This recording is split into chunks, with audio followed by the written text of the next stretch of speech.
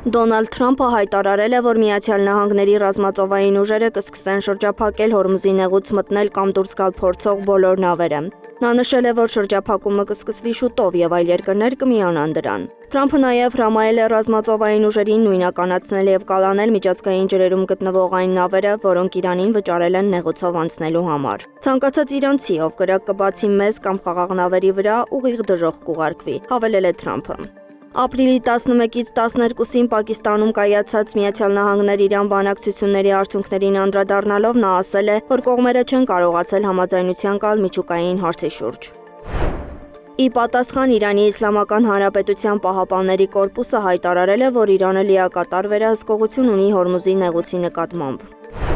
Իրանն Իսլամաբադում կայացած բանակցության ընթացքում առաջ է քաշել հակամարտության խաղաղ կարգավորման թեզեր, սակայն ամերիկյան կողմին չի հաջողվել շահել Թեհրանի վստահությունը, հայտարարել է իրանական պատվիրակության ղեկավար, Իրանի խորհրդարանի խոսնակ Մոհամմադ Բաղեր Ղալիբաֆը։ Իրանն ու Միացյալ Նահանգները մի շարք հարցերի շուրջ եկել են համաձայնության, բայց առանցքային 2-3 հարցերի մասով նրանց տեսակետները որևէ կերպ չեն համընկել։ Այս հայտարարությունն էլ արել է Իրանի արտաքին գործերի նախարարության պաշտոնական ներկայացուցիչ Էսմայիլ Բաղային։ Իսրայելի պաշտպանության բանակի գլխավոր շտաբի պետ Էյալ Զամիրը հրամայել է նախապատրաստվել մոտ ապագայում Իրանի դեմ ռազմական գործողությունների հնարավոր վերսկսմանը եւ բարձր մարտական պատրաստության վիճակի անցնել։ Գլխավոր շտաբի պետն այս հրամանը տվել է Իսլամաբադում տեղի ունեցած բանակցությունների ձախողումից հետո։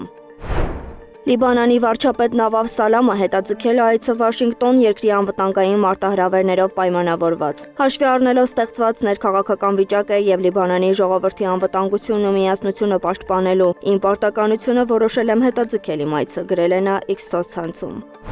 Թուրքիայում դատախազությունը պահանջել է ցմահ ազատազրկում Իսրայելի վարչապետ Բենյամին Նեթանյահուի համար, որը հեռակա ձերբակալվել է ցեղասպանության եւ մի շարք այլ հանցագործությունների մեղադրանքով։ Դատախազությունը պահանջում է ցմահ ազատազրկում եւ 1102-ից մինչեւ 4596 տարվա ազատազրկում 35 մեղադրյալի համար, այդ թվում Նեթանյահուի, Իսրայելի պաշտպանության նախարար Իսրայել Կացի, իսրայելցի այլ պաշտոնյաների համար։